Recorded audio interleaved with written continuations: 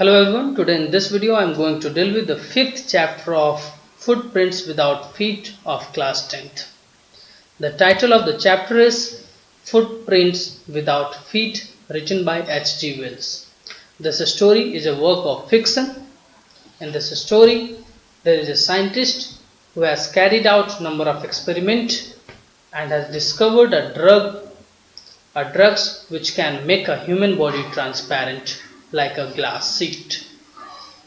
So this scientist, he experimented and has discovered, and now he used that drugs upon himself. He drank that drugs and after that he became transparent like a glass sheet, and after that he indulged himself into various activities. So let's see what are the things which he did after becoming transparent.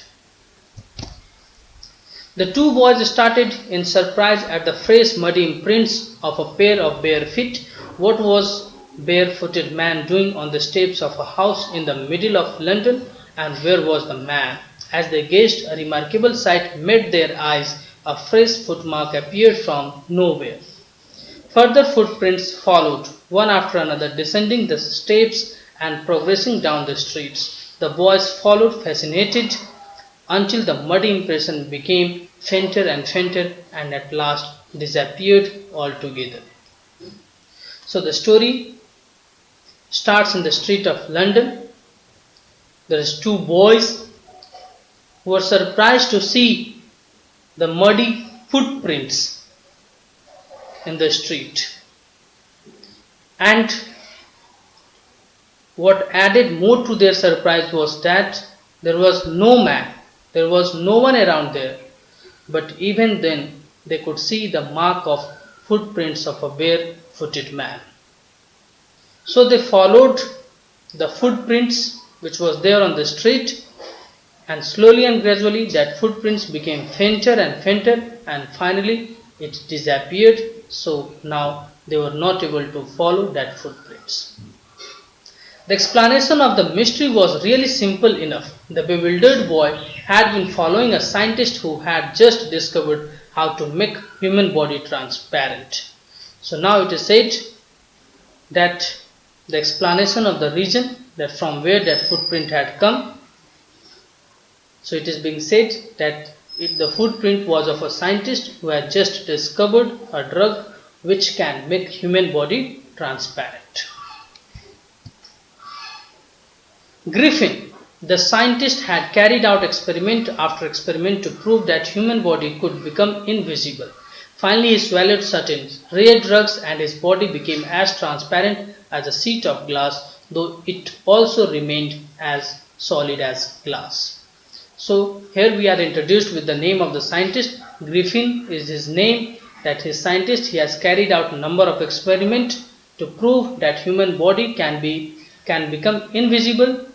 And while doing so, he has made certain drugs, and that drugs he swallowed himself. As a result, his body became transparent like a glass. What is transparent?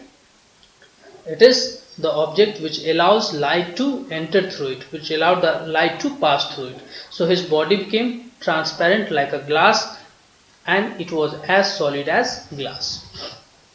Brilliant scientist though he was, Griffin was rather a lawless person. His landlord disliked him and tried to eject him. In revenge, Griffin set fire to the house. To get away without being seen, he had to remove his clothes. Thus, it was that he became a homeless wanderer, without clothes, without money, and quite invisible, until he happened to step in some mud and left footprints. This is being given, it is being informed that how the footprints came on the street, and it is being said about Griffin that he was a brilliant scientist, but at the same time he was a lawless person, and he was not having good relation with his landlord. He was in a continuous fight with his landlord, and therefore the landlord has tried many times to evacuate him and has asked him to leave his house. But he has not done it, and now when he has become transparent, now he has planned to take revenge from his landlord.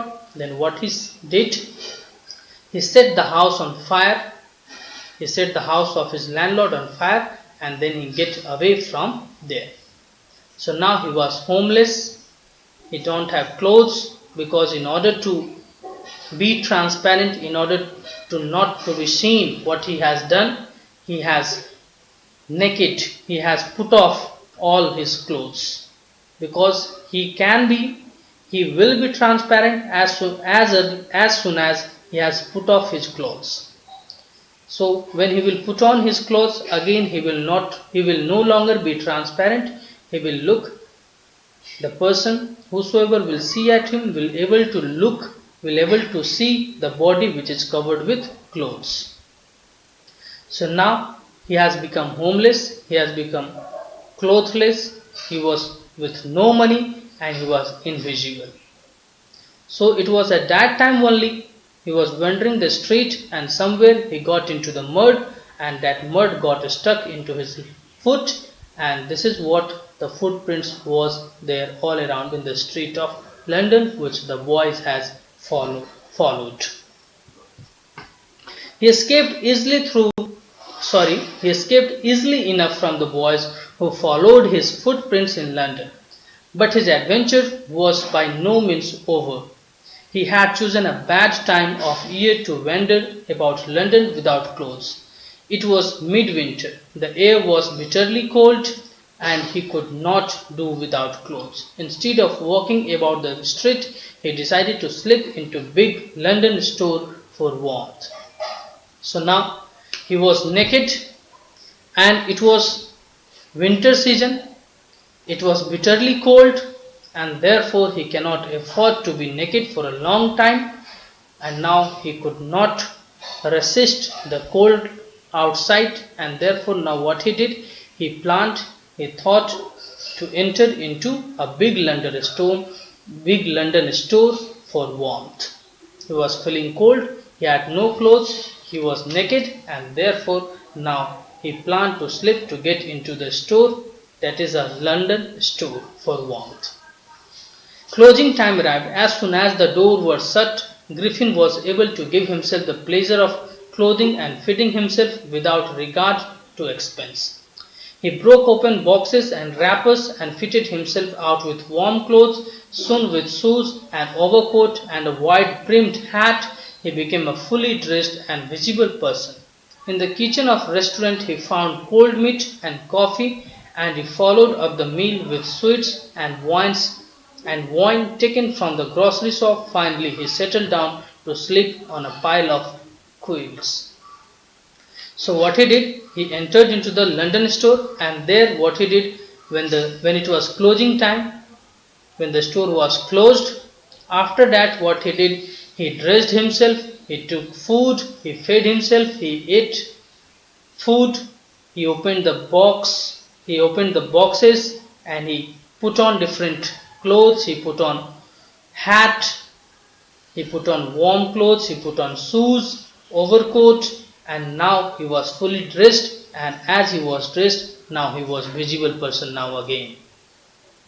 And after enjoying meal, he enjoyed sweets and wine, and after that he went to sleep on the pile of quilt which was there in the store. If only Griffin had managed to wake up in good time, all might have been well. As it was, he did not wake up until the assistants were already arriving next morning. When he saw a couple of them approaching, he panicked and began to run. They naturally gave chase. In the end, he was able to escape only by quickly taking off his newly found clothes, so once more he found himself invisible but naked in chill January air. So, after having food, after having dressed himself, now he was feeling warm, and he had good dinner last night, and then he slept on the quilt, on the pile of quilt which was lying there in the store. So he slept till morning. He was not able to get up at the right time, early morning. So he got up when the assistant of that store came into the store. So when he saw the assistant coming into the store, he was panicked, he was alarmed, and he started to run from that spot.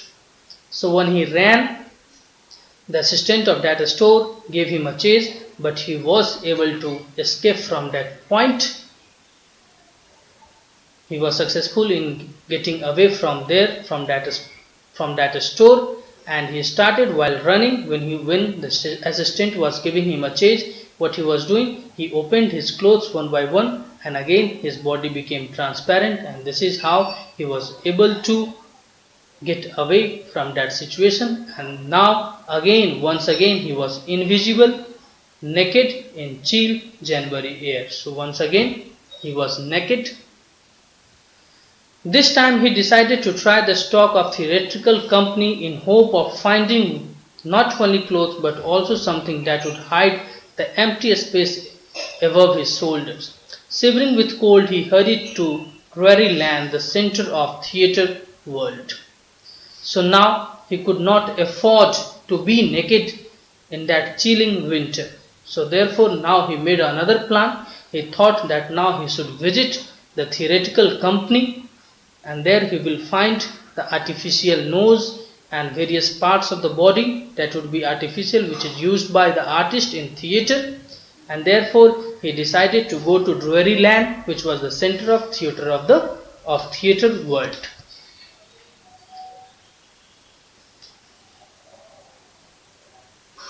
He soon found a suitable shop. He made his way invisible upstairs and came out a little later wearing bandage round his forehead, dark glasses, false nose, big bushy side whisker, and a large hat. To escape without being seen, he callously attacked the shopkeeper from behind, after which he robbed him of all the money he could find. So now he was in the world of theatre, in the Drury Land. Now there he found a shop. He went into that shop. As he was naked, no one was able to see him while he entered into that shop. And then after that, what he did, he dressed himself. He took different items from there. He took bandage and he applied that bandage over his face. He took glasses, false nose, whiskers, and all those things which was required for him to be visible. And after that, when he was leaving the store, what he did, he attacked the shopkeeper and he took all the money which was there lying with that shopkeeper. Eager to get away from crowded London, he took a train to village of Epping, where he had booked 2 rooms at the local inn. The arrival of a stranger at an inn in winter was in any case an unusual event. A stranger of such uncommon appearance set all tongues wagging. Mrs. Hall, the landlord's wife, made every effort to be friendly, but Griffin had no desire to talk and told her, "My reason for coming to Epping is desire for solitude. I do not wish to be disturbed in my work. Besides, an accident has affected my face."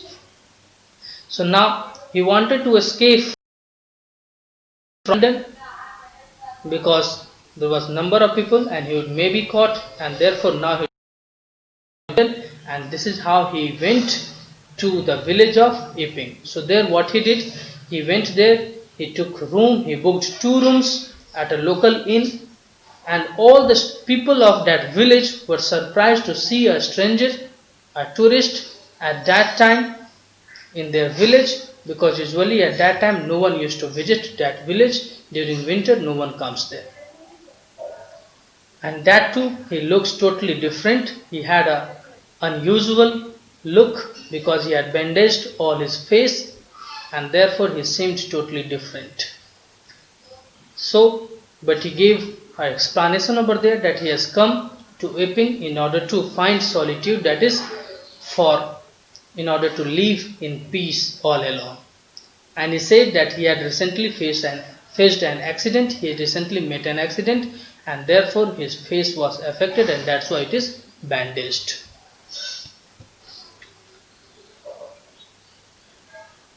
Satisfied that her guest was an eccentric scientist, and in view of fact that he had paid her in advance, Mrs. Hall was prepared to excuse his strange habit and irritable temper.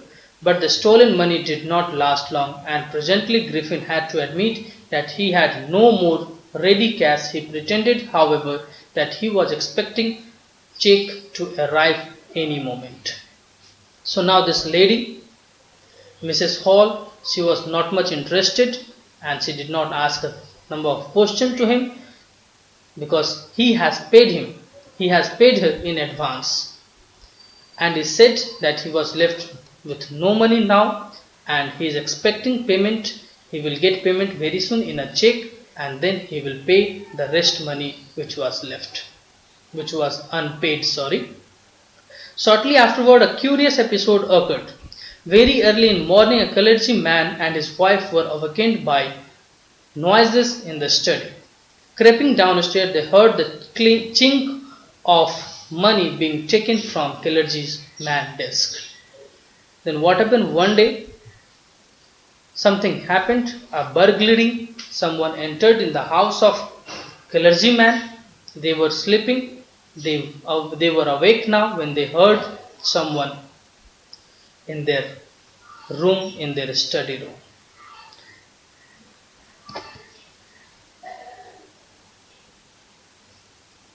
Without making any noise and with a poker grasped firmly in his hand, the clergy flung open the door, surrender. Then to his amazement, he realized that the room appeared to be empty. He and his wife looked under the desk and behind the curtain and even the chimney. There wasn't a sign of anybody, yet the desk had been opened and the housekeeping money was missing. So what happened? The clergyman and his wife was sleeping that night. Then they heard some noise in their study room. So they went there. They thought that someone has entered their house. So they went there. But when they went there, they found that no one was there in the room, but the drawer in which the money was, housekeeping money was kept, was missing. They looked each and every corner of the room, but to their surprise that there was no one in that room. Extraordinary affair. The clergyman kept saying for the rest of the day, but it was an extraordinary as the behavior of Mrs. Hall's furniture a little later that morning. So that morning only, and another surprising, extraordinary incident again happened with Mrs. Hall furnitures. So now let's see what happened with her furniture. The landlord and his wife were up very early and were surprised to see the scientist's door wide open. Usually it was shut and locked, and he was furious if anyone entered his room. The opportunity seemed too good to be missed. They peeped round the door, saw nobody and decided to investigate. The bedclothes were cold, showing that the scientist must have been up for some time, and stranger still, the clothes and the bandage that he always wore were lying about the room. So that morning only, what happened? The landlord and his wife, they were up early. So they saw that the room of the scientist, the door of the room of scientist was wide open, and this was something unusual because he never used to keep his room open and he never allowed anyone to enter his room. So they saw it as an opportunity. So when they saw that the door of the room was open, they thought to peep and to find out that what was there in the room and what he was doing in that room. So when they entered the room, they found the bedclothes were cold, which was a sign that he was not there in the bed for a long time. It means he was awake. And the clothes and the bandage, the hats which he used to wear, all those were lying on the bed. All those things, all his attire, his dress were lying in the room only. All of a sudden, Mrs. Hall heard a sniff close to her ear. A moment later, the hat on the bedpost leapt up and dashed itself into her face. Then the bedroom chair became alive. Springing into the air, it charged straight at her, legs foremost, As she and her husband turned away in terror, the extraordinary chair pushed them both out of the room and then appeared to slam and lock the door after them.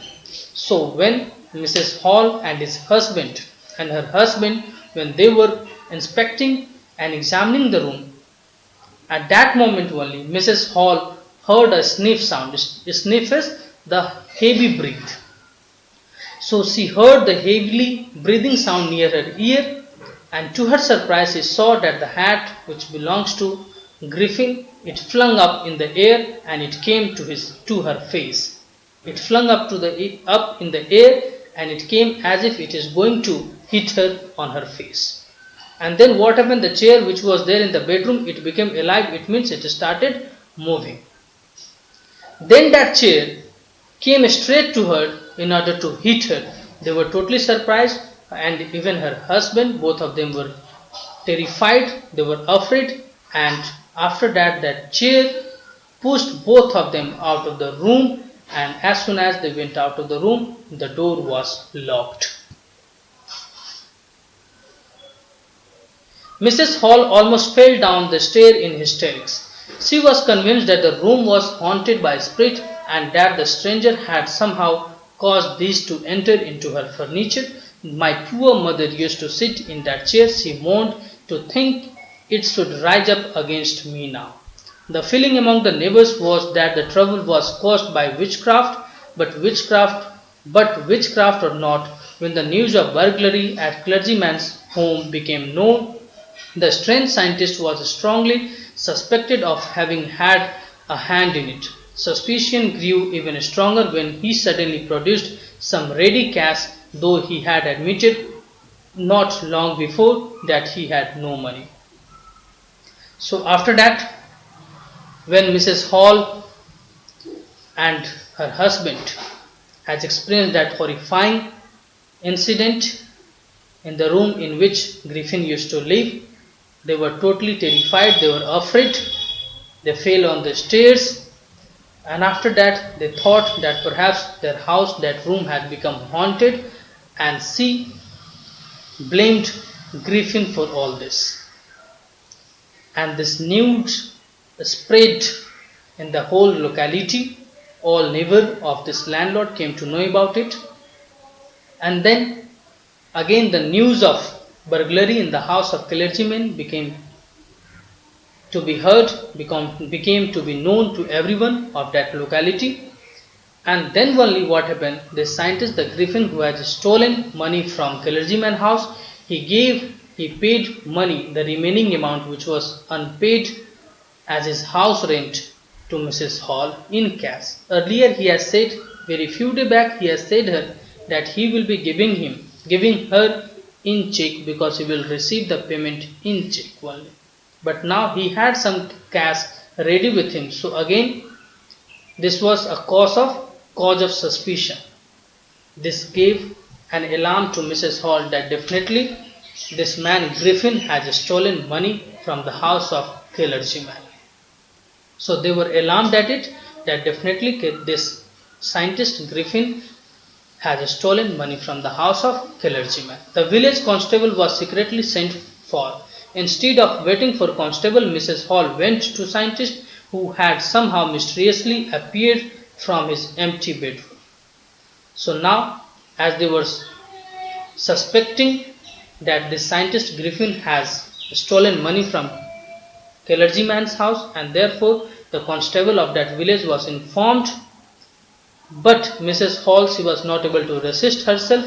She instead of waiting for that constable, she herself went into the room in which Griffin was living.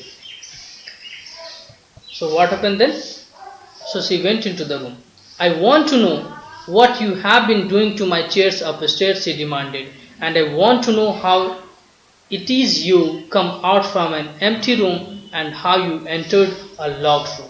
So as soon as she went there, she bombarded numerous questions. She asked several questions to scientists. She asked that what he was doing with the chair, and how he entered the room which was already locked, and the room was already empty when she has investigated that room, that he was at that time he was not in the room. So from where he appeared in that room again. The scientist was always quick-tempered. Now he became furious. You don't understand who or what I am, he shouted. Very well, I will show you. Suddenly he threw off bandages, whiskers, spectacles, and even nose. It took him only a minute to do this. The horrified people in the bar found themselves staring at a headless man. So when Mrs. Hall asked him number of questions, he was very quick-tempered person. He grew angry and he started shouting at her, and then he said that you don't know me, who I am and what I can do. And as soon as he grew angry, what he started doing, that he started putting off the costumes which he has stolen from theatre shop. He started removing the bandage which was there on his face. He removed his whiskers, he removed his spectacles, he removed the artificial nose which he has applied on his face, and very soon what happened? Now he was a man without head. Mr. Jaffers, the constable, now arrived and was quite surprised to find that he had to arrest a man without head, but Jaffer was not easily prevented from doing his duty. If magistrates weren't ordered a person arrest, then that person had to be arrested with or without his head. So now at that moment only, Mr. Jaffer, who is the constable of that village, he arrived with an order from his magistrate that he have to arrest that person. But now he was horrified to see that the person to whom he has to arrest is a headless man. So he was totally surprised, he was horrified, but after all it was order given to him by his senior, and therefore he had to do it. There followed a remarkable scene as policemen tried to get hold of man who was becoming more and more invisible as he threw off one garment after another. Finally a shirt flew into the air and constable found himself struggling with someone he could not see at all. Some people tried to help him but found themselves hit by blows that seemed to come from nowhere. So one by one, this griffin, he was removing his clothes, the clothes which he has worn and due to which he was visible, and in the meanwhile the policeman, the constable as well as the other people was trying to catch Griffin, but now he has removed his shirt and now he was invisible, no one can see him and therefore no one can catch him, and he was hitting people. And they were surprised, the people who were trying to catch him, they were totally surprised because they could not find out that from where and from which direction and by whom they were being hit by. In the end, Jaffers was knocked unconscious as he had a last attempt to hold on to the unseen scientist. There was nervous, excited cries of hold him, but this was easier said than done. Griffin had shaken himself free and no one knew where to lay hands on him. So now Jaffer, the constable, he took a last attempt to get hold to that man, the scientist, the Griffin, but he was unsuccessful. He was hit by Griffin and Jaffer grew unconscious, and then everyone was shouting to catch him. Everyone was asking one another to get hold of that man. They were asking to catch that man, but no one was able to do so because now this man was invisible, so no one was able to see that where he was, and therefore they were not able to catch him. So this is all about this story. This is how we saw in this story that the scientist had discovered a drugs which he has swallowed, and as a result he has become invisible. A discovery is meant for the betterment of the society, but he has used it for his personal benefit, and that too in an illegal manner to harm other people. This is all about this chapter. Thank you for watching this video.